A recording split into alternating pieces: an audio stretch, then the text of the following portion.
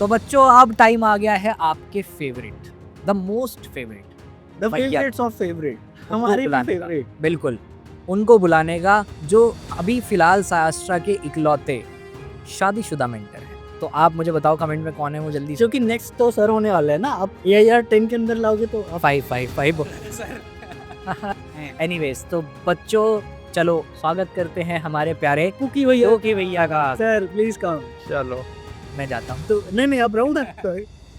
ये जो बच्चे हैं ये अभी अभी क्लास 12th में आए हैं, शायद अपना 11th खराब कर लिए हैं। अच्छा अब पता नहीं बायो में कितना खराब कर लिए हैं, देखेंगे है ना। तो सर सबसे पहले आप बताओ, क्लास 12th में जब आप आए थे तो आपके दिमाग में क्या चल रहा था? कुछ नहीं, बस ये चल रहा था कि पढ़ाई करनी है अच्छे से।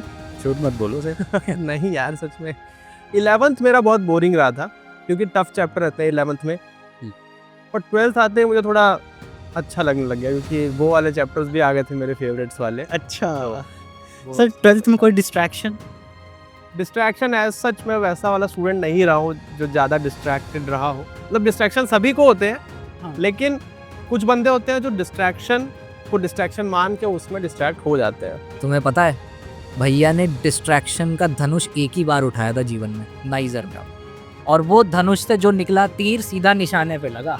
ठीक है, अभी पूछेंगे विवेक भैया, खुद ही बताएंगे भैया। तो सर लेकिन आपने बताया ना डिस्ट्रैक्शन हुए, आपने माने नहीं, वो अलग बात है। वही बता क्या हुआ? मैं अपने डिस्ट्रैक्शन को पहचान जाता था। अरे था कौन डिस्ट्रैक्शन? अरे एक डिस्ट्रैक्शन थोड़ा ही होता है। ठीक है। अच्छा बहुत इंपॉर्टेंट सवाल इन लोगों के पास भी, कैसे मैनेज कैसे किया? क्या डिस्ट्रैक्शन है?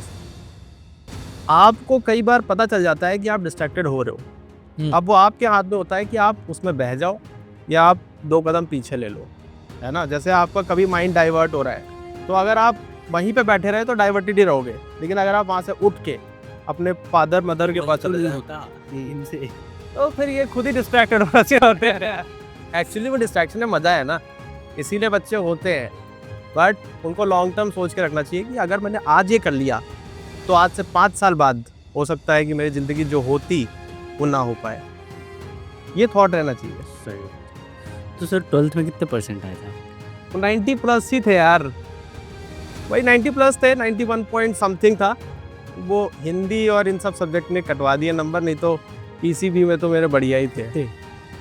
वही 92 समथिंग बन रहे थे तीनों में। और सर फिर नाइजर कैसे पहुंचे? नाइजर तो भाई डेस्टिनी है।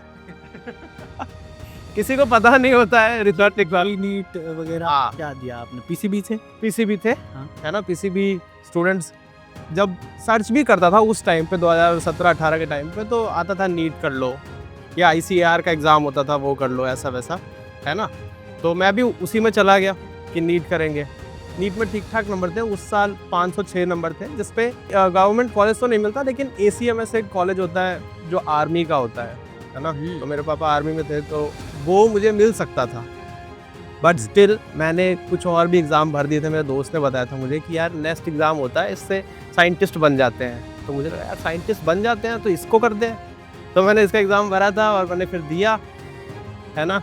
सेम वही सेंटर था जो अखिल का सेंटर आया था, ये चीज़ मुझे बाद में पता चली। तो एग्ज़ाम दिया लखनऊ में, हाँ एग्ज़ाम दिया, मज़ा आया एग्ज़ाम दे के, पर ये मुझे नहीं लगा था कि हो जाएगा सिलेक्शन, क्योंकि क्वेश्चन टफ रहते हैं उसके। बट जब आंसर की आई, मैच किया तो हो गया। फिर काउंसलिंग के लिए गए, वो फर्स्ट राउंड में ही हो गया था। तो पापा मान गए कि लाइक आर्मी हॉस्पिटल छोड़ के, आर्मी मेडिकल कॉलेज आप नाइजर जाओ जिसको कोई जानता भी नहीं, फिर BSMS की डिग्री, डॉक्टर बन के तो फिर स्टेथोस्कोप लगाओगे, इज्जत होगी, पैसे अलग, कैसे? नहीं, वो उस टाइम पे हमें इतना नॉलेज ही नहीं होती थी। एक बहुत बड़ा बैरियर था उस टाइम का कि ऑनलाइन की दुनिया उतनी नहीं खुली थी। तो जब तक काउंसलिंग होती या उसके लिए अलग से रजिस्ट्रेशन कराना पड़ता है, वो सारी चीज़ें हो नहीं पाई, उसमें तो कुछ ना कुछ चीज़ें मिस हो गई। बाद में जब मैंने रैंक देखी उसकी कि इतनी रैंक पे भी मिल गया, मतलब मेरी पे भी मिल जाता, तब मुझे रियलाइज़ हुआ कि यार इसमें तो मेरा चांस था। तो सर कभी रिग्रेट किए हो या you are happy with Niger? नहीं, अब तो सब हैप्पी है। एक बार लाइफ सेटल हो जाए उसके बाद तो कोई रिग्रेट। हाँ, अब तो सर सेटल हो गए हैं, मैं तो भूल ही गया था। सही बात है। सर तो फिर नाइजर में आपका रिसर्च किस एरिया में था, थीसिस का क्या टाइटल था? मेरा बहुत लंबा चौड़ा नाम है यार, मैं सिंपल बता देता हूँ। एक आंखों की डिसऑर्डर होती है जिसका नाम होता है FECD, Fuchs endothelial corneal dystrophy. ठीक है, ये जेनेटिक, एपिजेनेटिक, इन्वायरमेंटल फैक्टर्स के कारण होती है, आंखों का डिसऑर्डर है। तो इसके जेनेटिक फैक्टर्स क्या क्या हैं, कौन कौन से जीन्स इनमें इन्वॉल्व है, किस किस चीज़ में म्यूटेशन के कारण ये डिसऑर्डर होने के ज़्यादा चांस हो जाते हैं, इस पे मेरा रिसर्च था। तो इसमें एक क्या किया इस पे? एक जीन होती है क्लस्ट्रिन, अब वही है, बच्चों को फिर बोला है कि ये डीप में जा रहा है। तो बेसिकली आप वो पता कर लो किस जीन में दिक्कतें हो रही हैं, and somehow you try to solve the या तो एनवायरमेंटल फैक्टर्स, कि तो जीन्स ही उड़ा दो, या तो जीन्स ही उड़ा दो क्रिस्पर वगैरह से, ऐसा ऊपर ये आज के हंस क्यों रहा है?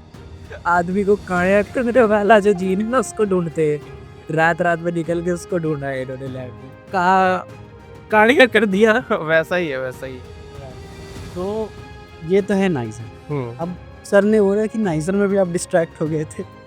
नहीं, डिस्ट्रैक्शन नहीं, किसी चीज़ को कितना पॉजिटिवली और कितना नेगेटिवली लेना है, याद आ रहा है, यही बोला था मैंने भी। वो हम पे होता है ना।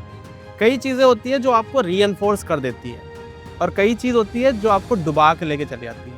उसका कंट्रोल आपके हाथ में होता है एक टाइम पे, कि डूबना है या बचना है। वही, अगर आपने कंट्रोल छोड़ दिया तो आप डूब गए।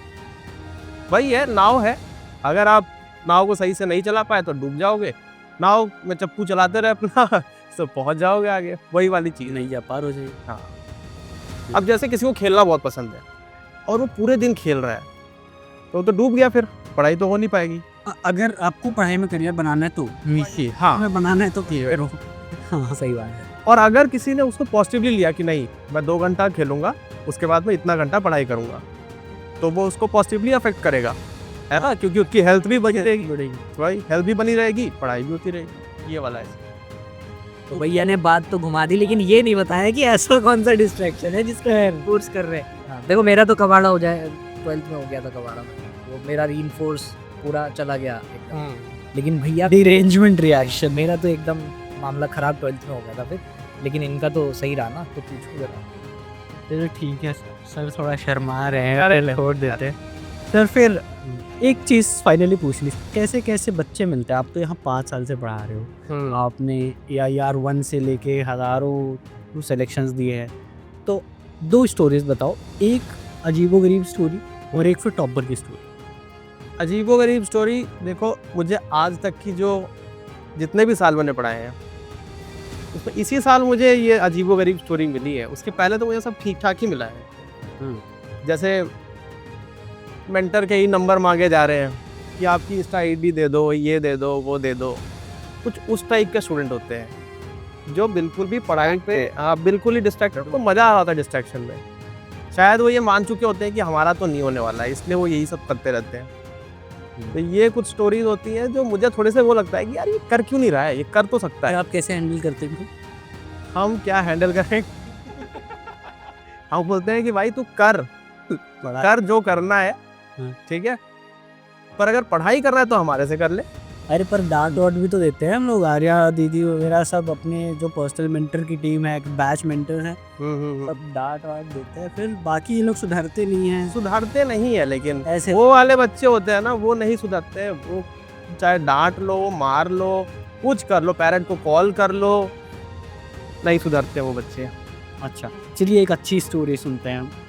एक अच्छी स्टोरी में बताऊँ, एक लड़की थी, नाम नहीं लूँगा, ठीक है, उसका सिलेक्शन नहीं हुआ था, ड्रॉपर थी। वो हमसे अगले साल ड्रॉपर कोर्स में आई। अब वो डाउट पूछती रहती थी, पहले तो हम लोग भी डाउट में ज़्यादा इन्वॉल्व रहते थे ना, सेम ग्रुप्स में, तो बताते रहते थे। एक टाइम बाद हमारा भी दिमाग हो जाता था कि यार इतने डाउट्स कैसे पूछ सकता है कोई बच्चा, है ना। तो मैंने, वही बच्ची थी, उसने बोला कि भैया मुझे इतने सारे डाउट है। तो मैंने बोला कि ये बच्ची या तो झूठ बोल रही है या तो फिर बहुत ही तेज है। तो मैंने सोचा कि इससे बात करनी पड़ेगी। मैंने बोला गूगल मीट पे डाउट मेरे को क्लियर करने हैं तुम्हारे। तो वो गूगल मीट पे आई और वो एकदम जेन्युइन निकली। उसके जितने भी डाउट थे, कुछ में तो मैं खुद फंस गया। मैंने बोला यार ये कैसे डाउट पूछ सकती है ऐसा डाउट। हाँ हाई लेवल है ना। पर फिर भी क्लियर किया हमने सारी चीज़ें। उस दिन से मुझे रियलाइज़ हुआ कि ये करेगी तो बढ़िया करेगी। और फिर जब रिजल्ट आया तो उसको नाइजर भी मिला, IACS भी मिला, CUT में उसके बायोलॉजी में 100 आउट ऑफ 100 सारे क्वेश्चन सही थे। तो ये एक मुझे बहुत इंस्पायरिंग हम एगो बच्चे फिर नाइजर। नाइजर में अभी वो तो ऐसी भी स्टोरीज मिलती हैं, बहुत सारी है ऐसी स्टोरीज, बट एक वन ऑफ द स्टोरी ये है। तो वो ड्रॉपर रही क्योंकि उसका शायद 12th के बाद नहीं हुआ सिलेक्शन, वही हमारे साथ ड्रॉपर बैच में आई। और फाइनली वो नाइजर पहुंच गया। आइजर वाइजर में मिला होगा आराम से। हाँ सभी कुछ मिला था जहाँ आइजर पुणे वुने भी मिल रहा था। मतलब ये स्टोरी मेरे लिए क्यों इंस्पायरिंग है, बहुत सारे ऐसे केसेस, जैसे इस साल भी हमारा स्टूडेंट जो है वो AIR 5 और पता नहीं क्या क्या लाए, सारे एग्जाम। बट वो होते हैं बिल्कुल ब्राइट स्टूडेंट, उनकी रैंक लाना बहुत मुश्किल नहीं है क्योंकि वो ऑलरेडी ब्राइट है। लेकिन कुछ बच्चे होते हैं जो बहुत मेहनती होते हैं, है ना, और मेहनती बच्चे जब कुछ अचीव करते हैं ना तो वो ज़्यादा मुझे इंस्पायरिंग लगता है रादर देन ऐसा student talent versus hard work. वही टैलेंटेड स्टूडेंट तो रहेगा। तू क्यों खुश हो रहा है भाई? तू थोड़ा ही हार्ड वर्किंग, तेरी बात नहीं हो रही। हार्ड वर्किंग तो हो जाओ कम से कम। वही, और ये चीज़ मैंने भी देखी है कि हार्ड वर्क कहीं ना कहीं किसी ना किसी पॉइंट पे लाइफ के टैलेंट को बीट कर देता है। तो हार्ड वर्क का कोई तोड़ नहीं है, हार्ड वर्क कोई बच्चा करेगा तो उसको मिलेगा का रिजल्ट। कहाँ हम डिस्ट्रैक्शन की बात कर रहे थे, सर एकदम मोटिवेट कर दिए सबको। तो अब बच्चा जाओ पढ़, अच्छे से पढ़ाई करो। आपके बायो फैकल्टी आकाश सर आपके पूकी भैया रहने वाले हैं। और जैसा कि हमने बताया विक्रम 1, 2 और 3 बैच में आप एनरोल कर सकते हो। 3.2 बैच में आपको स्पेशल अटेंशन मिलेगा SC आइजर नाइजर के मेंटर्स से, जो कि अगेन आपको पूछेंगे कि भाई क्या वीकनेस है, क्या स्ट्रेंथ है, और पूरे दिन का क्या टाइम टेबल है, क्या पढ़ा क्या नहीं पढ़ा, क्या वीक एरिया है, आप कैसे नेविगेट करो जब चैलेंजेस आएंगे। पर्सनल के लाइफ के चैलेंजेस भी आएंगे, आप डिमोटिवेट हो जाओगे, दुखी हो जाओगे, बच्चे तो रोने भी लगते हैं पर्सनल मेंटर से, राइट। तो ये चीज़ें आप देख सकते हो ऐप में या फिर वेबसाइट में, ठीक है, और लिंक आपको डिस्क्रिप्शन में मिल जाएगी। एक चीज़ ज़रूर बताना, 12th में टारगेट मार्क्स कितना रखना चाह रहे हो अपने बोर्ड्स में, और कौन सा आपका प्रायोरिटी 1 का एग्ज़ाम है, JEE है, नीट है, IIT है, नेस्ट है, IACS है, या कोई और एग्ज़ाम है, ठीक है। तो सर एनी फाइनल वर्ड्स कि ये लोग एक चीज़ अगर इस वीडियो से लेके जाएँ, क्या लेके? एक चीज़ ये है कि ठीक है आपके पास जो टाइम था, मान लो 11th आपने पढ़ाई किया, या मान लो आपने 11th बर्बाद कर दी, बट स्टिल आपके पास बहुत टाइम है।